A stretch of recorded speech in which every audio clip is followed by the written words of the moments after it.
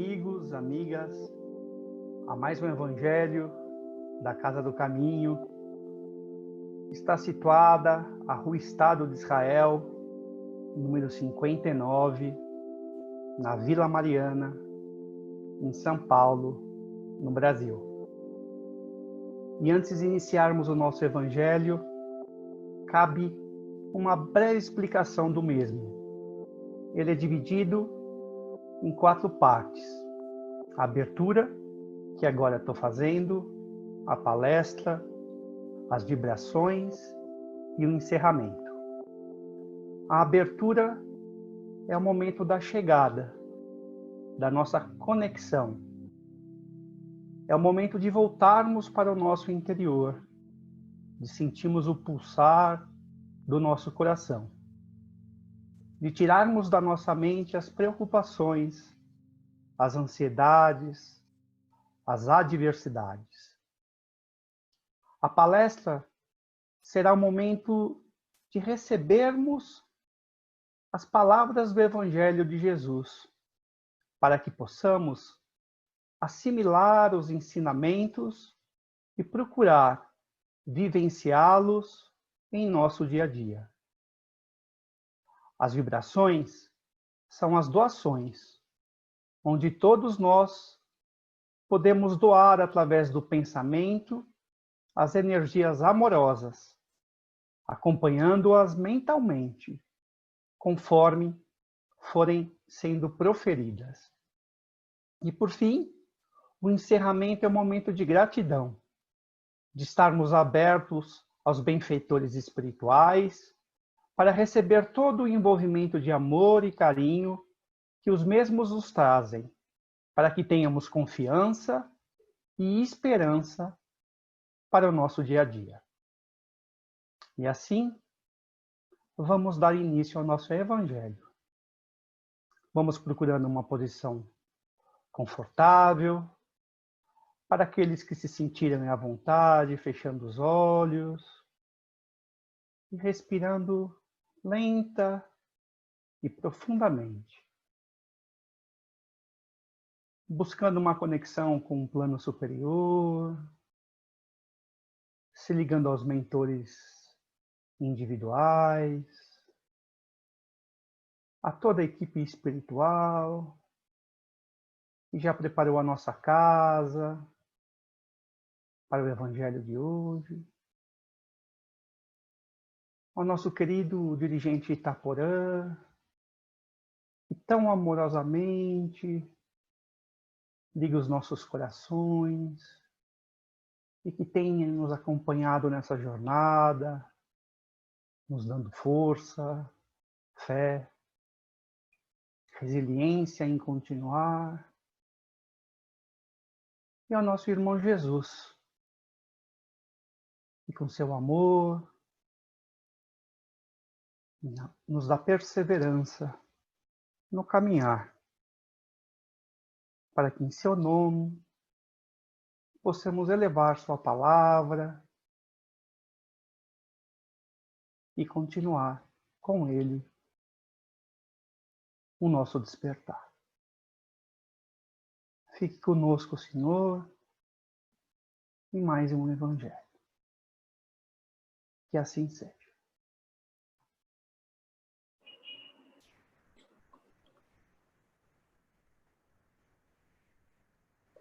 A nossa reflexão da manhã de hoje é retirada do Evangelho segundo o Espiritismo, capítulo 15, item 10, intitulada Fora da Caridade não há salvação.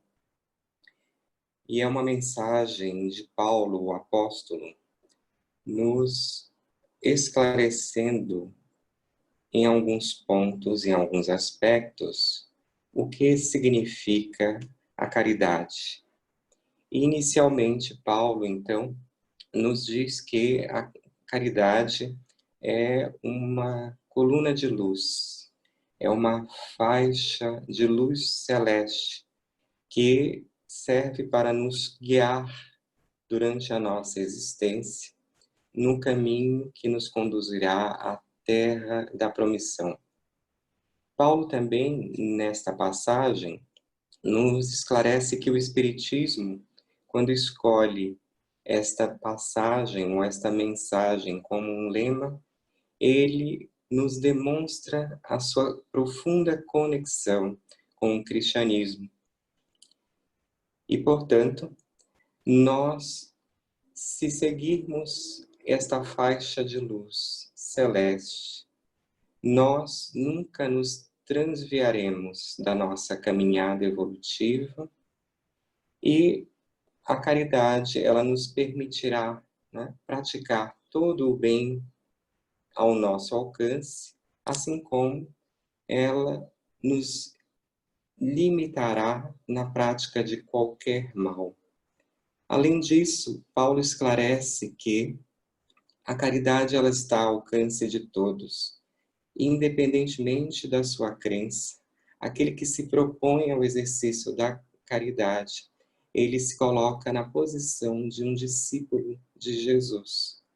E assim, nós buscamos uma mensagem do livro Vivendo com Jesus, de Amélia Rodrigues, em que ela coloca justamente a posição do Cristo quando começa o seu apostolado efetivamente e ele provoca uma grande revolução, por assim dizer, porque ele propõe uma transformação moral de todas aquelas pessoas que se encontravam ainda sob um jugo pesado, sob uma opressão, sob um sofrimento de todas aquelas autoridades e envolvidas em todas aquelas situações da sua época, do momento em que ele esteve conosco. E com esta proposta, Jesus agia, como dizem os benfeitores espirituais, como um grande terapeuta, porque ele encontrava aquelas pessoas que estavam sem qualquer dignidade e procurava trazê-las de volta a uma realidade melhor, trazê-las demonstrando os valores que elas possuíam e que estavam muitas vezes ali escondidos. E assim, Jesus, diz Amélia Rodrigues, que ele trazia, não é, uma voz mansa, mas firme, uma voz que se tornava uma verdadeira orientação, uma sugestão suave, mas ao mesmo tempo era quente, traçava algumas normativas de vida e de renovação. E todas aquelas pessoas que entravam em contato com Cristo, nós percebemos que elas se reerguiam, elas voltavam os seus olhares para outros aspectos da existência. E é exatamente aí que nós vamos observar que o convite de Jesus, ele estava centrado num exercício constante de bondade, de misericórdia, de amor ao próximo e de esperança, que, em resumo, pode ser considerado o que nós entendemos como a caridade. Amélia Rodrigues nos fala que a caridade ela é tão importante na nossa caminhada que muitas das vezes, quando nós reencarnamos, nós mergulhamos no nosso corpo físico, nós perdemos a lucidez. Nós vamos perceber a vida apenas pelo seu aspecto material. E nós não nos damos conta que, não é, a nossa caminhada ela vai apresentar algumas dificuldades, que nós vamos ter alguns momentos de conflito e que o nosso próprio corpo físico ele demonstra claramente a transitoriedade de todos esses bens materiais e de todas as coisas. Portanto, a caridade ela surgirá como uma proposta cristã para nos auxiliar na nossa caminhada terrena, a fim de que nós possamos fazer, como ela diz, investimentos imortalistas. Todos nós, ao reencarnarmos, temos direitos de usufruir dos bens que nos são concedidos, para que nós possamos ter uma vida alegre, para que nós possamos gozar de um bem-estar. No entanto, em razão dessa transitoriedade que nos acompanha a existência, nós não podemos esquecer desses investimentos imortalistas e, portanto, exercer a caridade é um investimento a longo prazo, é um investimento em valores que permanecerão mesmo após a nossa partida deste plano material, o nosso retorno à pátria espiritual. E quando os espíritos orientam Kardec na questão 886, eles esclarecem, não é, o que poderíamos entender sobre a caridade. E nos dizem os benfeitores espirituais que a caridade, ela se refere justamente à prática da benevolência para com todos, a indulgência diante das imperfeições dos outros e o perdão das ofensas. E nós percebemos, então, que os espíritos benfeitores nos esclarecem justamente que, para que nós possamos exercer a caridade, nós devemos ter boa vontade. Essa benevolência de que falam os espíritos amigos é justamente um despertamento para auxiliar.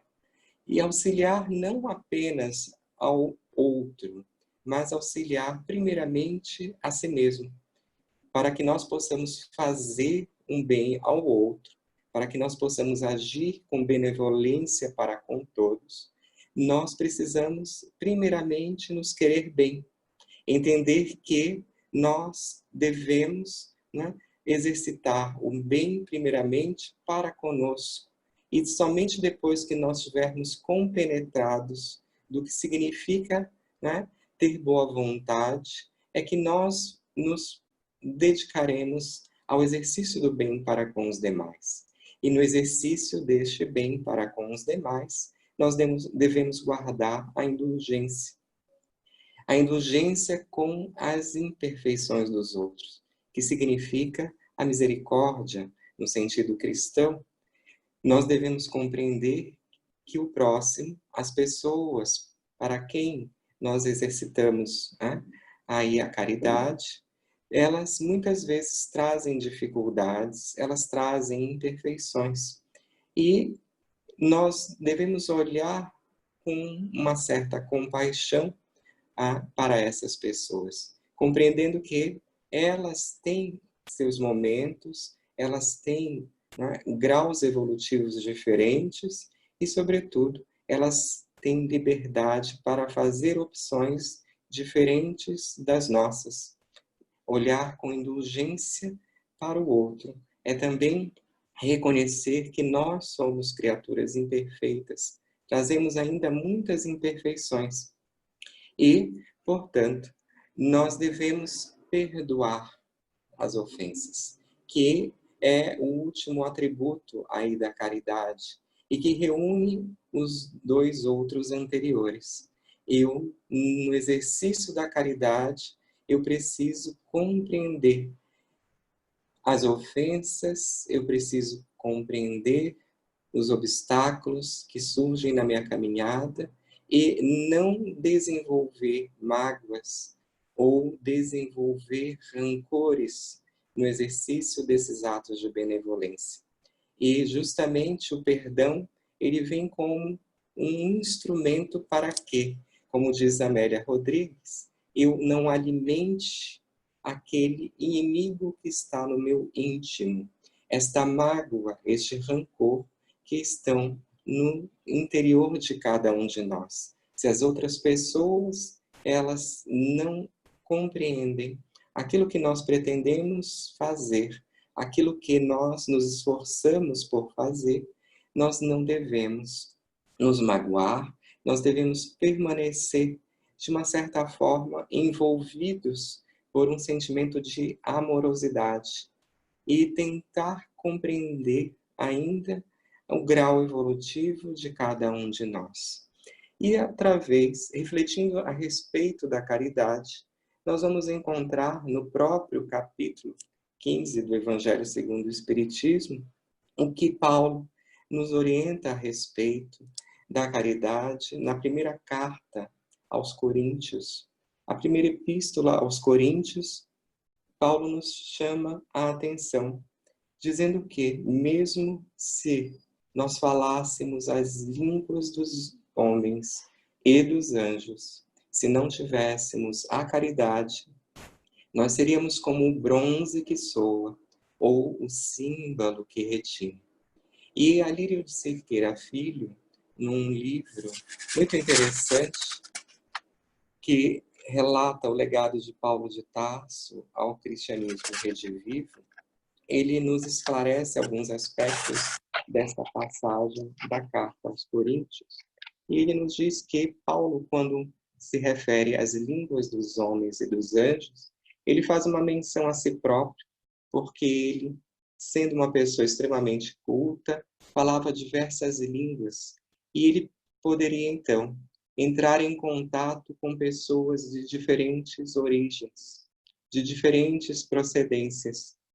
A linguagem dos anjos representa justamente uma linguagem dos benfeitores espirituais, desses espíritos iluminados, e que, em resumo, representam o amor.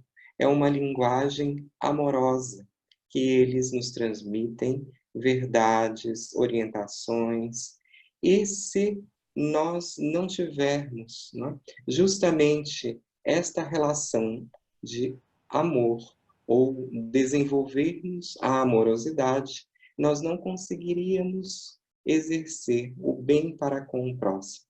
Nós agiríamos exatamente como o bronze que soa, ou o símbolo que retine, ou seja, nós faríamos algumas coisas procurando despertar aí a atenção dos outros, né? Um barulho, mas não propriamente exercer a caridade. A caridade, nos diz Paulo, que ela é como a fé, que é capaz de transformar as montanhas. No entanto, nós precisamos ter, né, sempre uma orientação de amorosidade.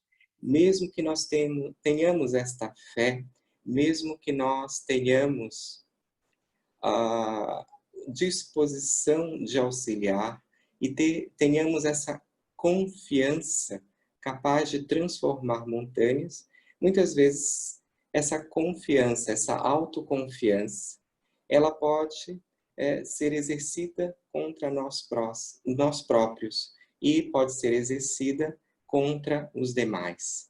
E é necessário, portanto, que a caridade ela nos apareça, ela nos apresente como um guia, uma orientação da nossa fé. E a caridade, segundo esclarece a Lírio, interpretando a carta de Paulo, ela é um ato de doação. Quando nós damos algo a alguém, nós não apenas entregamos um objeto, entregamos alguma coisa, mas nós estamos doando um pouco de nós. Isso significa dizer que a caridade, ela nos exige, né, uma parcela de contribuição dos valores que nós já conquistamos, desses bons valores que nós já desenvolvemos. E é justamente nesse sentido que nós vamos perceber a dificuldade no exercício da caridade. E o Alírio, ele nos traz aí uma menção ao martírio dos primeiros cristãos. Ele nos diz que os primeiros cristãos, eles normalmente eram martirizados nas arenas, nos circos.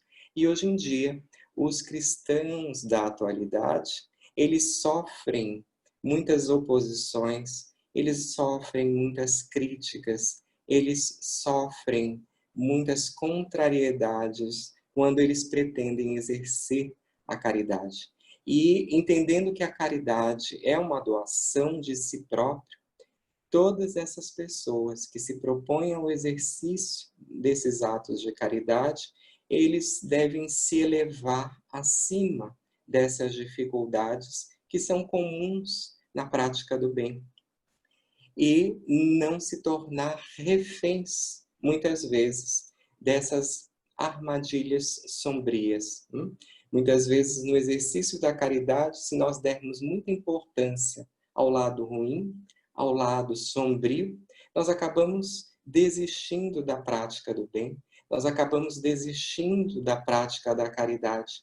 E justamente, a Lírio vem nos dizer que quando nós damos algo, nós não estamos apenas transferindo um bem a uma outra pessoa, mas nós estamos nos doando algo de bom que já existe em nós e que, portanto, nos eleva acima dessas dificuldades todas.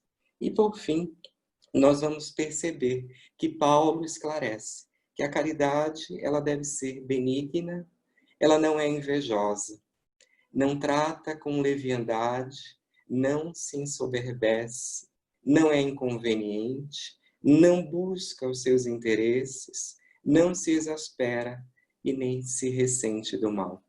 E aos poucos nós percebemos que todas esses atributos, essas características da caridade envolvem justamente esse sentido de benignidade,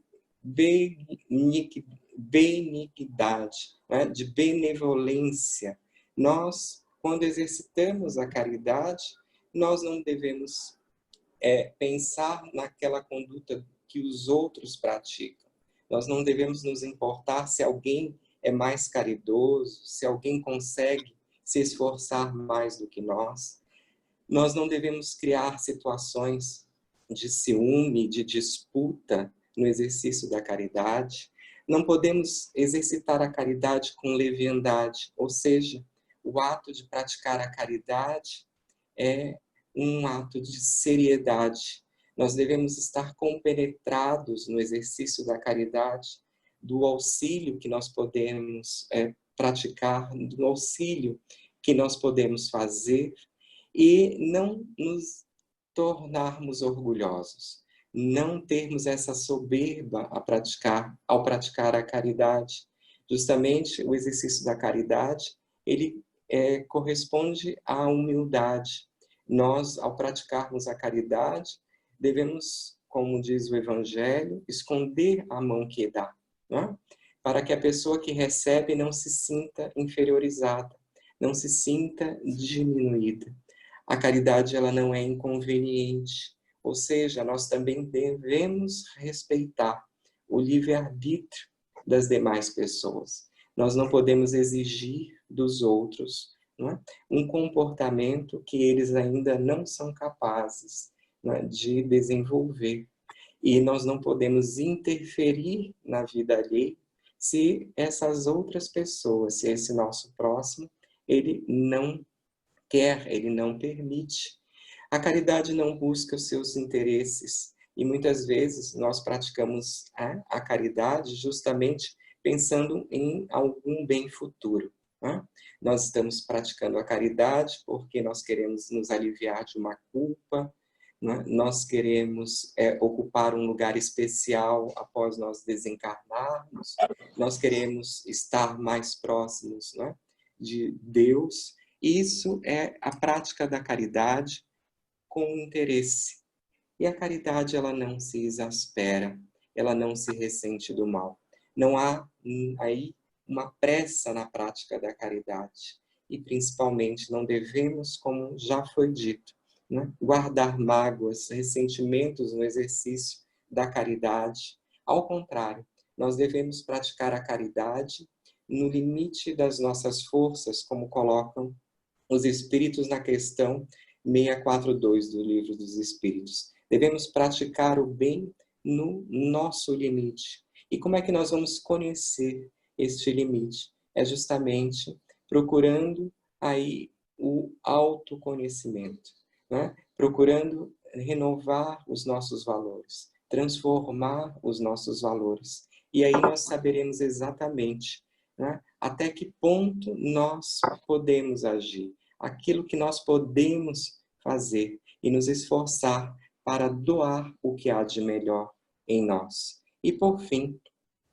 a Lírio nos esclarece que a prática da caridade, ela traz um benefício, né? É aquilo que nós fazemos em favor de nós mesmos. Aquele que pratica o bem, aquele que faz o bem, aquele que pratica a caridade, primeiramente ele está fazendo um bem para si mesmo, porque ele consegue, né, fazer algumas reflexões em torno de si mesmo. Ele consegue, né, se esforçar por melhorar. E aí, praticando o bem ao próximo, ele percebe que ele está fazendo um bem a si mesmo. Então, em todos esses momentos, em todas essas interpretações, nós encontramos aí caminhos de luz na nossa jornada evolutiva. O que nós podemos fazer em nosso próprio benefício e em benefício daqueles que estão ao nosso redor? É esta a orientação que Paulo vem nos trazer no Evangelho segundo o Espiritismo, quando ele menciona que a caridade é este grande facho celeste, esta luz que nos conduz em direção ao reino dos céus, a essa chamada terra da promissão. E, de uma certa maneira, seguindo os caminhos da caridade, ou os caminhos que a caridade nos conduz, nós encontraremos essa sensação de paz, essa sensação de reconforto e as energias necessárias para que nós possamos cumprir com todas as nossas tarefas enquanto estivermos encarnados e possamos desfrutar posteriormente de alegrias, como eles nos dizem, os benfeitores espirituais celestiais. Que nós possamos, então, fazer algumas reflexões profundas a respeito da necessidade da caridade e possamos, outra vez, ter no exemplo do Cristo, no exemplo que Francisco de Assis nos deixou, no exercício da benevolência e da caridade, modelos que poderão nos orientar a ter uma vida mais equilibrada, a uma vida mais elevada, na conquista sempre de valores novos, de valores superiores na nossa caminhada evolutiva. Que Jesus nos ampare e nos proteja hoje e sempre.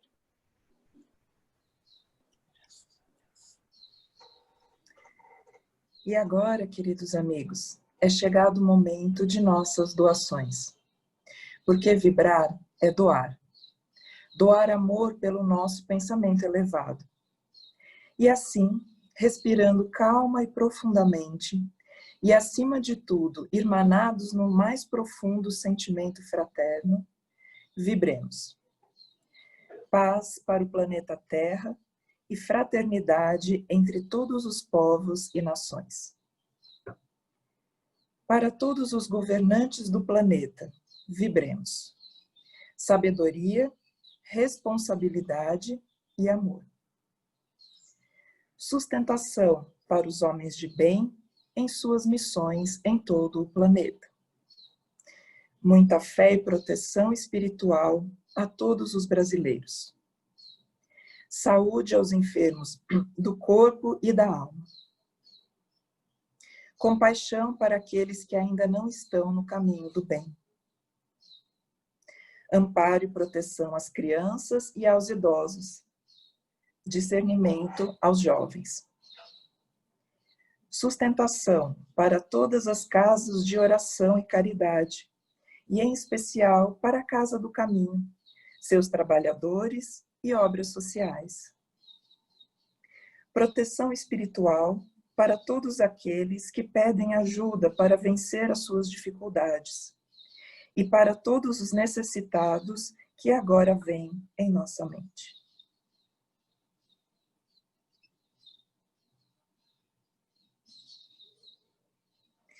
união para todos os núcleos familiares, harmonia para os nossos lares, equilíbrio e força, luz, coragem e perseverança para todos nós. E que se fortaleça em nossos corações o amor do Cristo. Que assim seja, graças a Deus.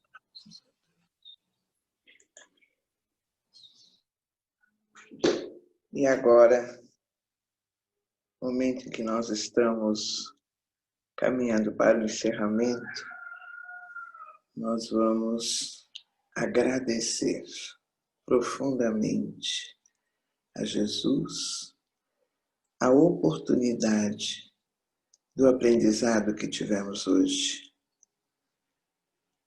Que a nossa vida seja coberta de luzes, que o nosso coração seja afável para receber essas bênçãos que Deus derrama sobre todos nós e que nós possamos distribuir essas bênçãos que recebemos gratuitamente a todos aqueles que cruzam o nosso caminho. Então, com essa gratidão em nosso coração, nós vamos dizendo: Pai nosso que estais nos céus, santificado seja o vosso nome. Venha a nós o vosso reino, seja feita a vossa vontade, assim na terra como no céu. O pão nosso de cada dia nos dai hoje. Perdoai-nos as nossas dívidas, assim como nós perdoamos a quem nos deve. E não nos deixes cair em tentação, mas livrai-nos de todo mal. Graças a Deus, um feliz dia a todos.